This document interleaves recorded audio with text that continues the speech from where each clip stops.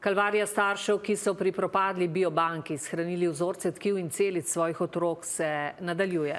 Le še 2 dneva imajo, da se odločijo za nadaljnjo hrambo, prenos ali uničenje vzorcev, za kar bodo morali dodatno plačati do 500 evrov. Gaja Sel, podjetje v lasti Gordane Živčec-Kalan, terja odkupnino za vzorce naših otrok, besnijo starši. Kaj pa pravijo v podjetju? Ema Čepon. Najprej so od staršev terjali dodatno plačilo, nato grozili, da bodo ugasnili hladilnike, zdaj pa jih postavili pred odločitev, ali vzorce še naprej hraniti pri Gaja Celu, ali jih prenesti drugam oziroma uničiti, kar pa jih bo stalo več kot 500 evrov. Mi moramo Gaja Celu plačati hrambo do zdaj, potem pa, če prenašamo na izvorno celico, imajo oni po svojem ceniku, mislim, da 500 evrov plus DDV samo za prenos. Pol pa moramo mi še naknadno ponovno plačati hrambo za vsa ta leta, ki smo jo že plačali. Tako da to je velik zalogaj, ki pa pač ga bomo nekako se ga lotili, ker nam to veliko pomeni. Edina brezplačna opcija, da vzorce svojih otrok donirajo Gaja Celu v znanstveno-raziskovalne namene ali za izdelavo zdravil.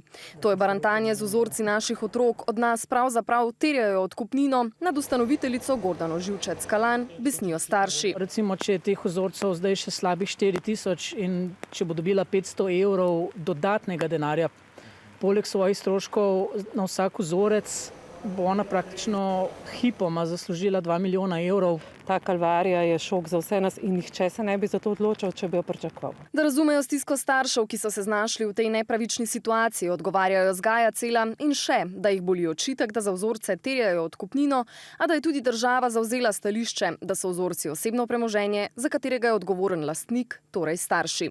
Da Gaja Celu ne morejo preprečiti dodatnega zaračunavanja. Med vrsticami odgovarjajo tudi na javni agenciji za zdravila. Mislim, da smo starši zelo razočarani, počutimo se, da nas je sistem, da nas je država pustila na cedilu. JAZMP kar še noče priznati krivde in skuša na vse kriplje spraviti podjetje Gaja Cel čez vodo, kljub temu, da tam vmes propadajo vzorci. Starši se bojijo, da so vzorcem njihovih otrok šteti dnevi. Novembra lani je pri Gaja Celu namreč že propadlo približno 400 vzorcev. Ta posoda, ki se je sama odprla, se zdaj nahaja v rokah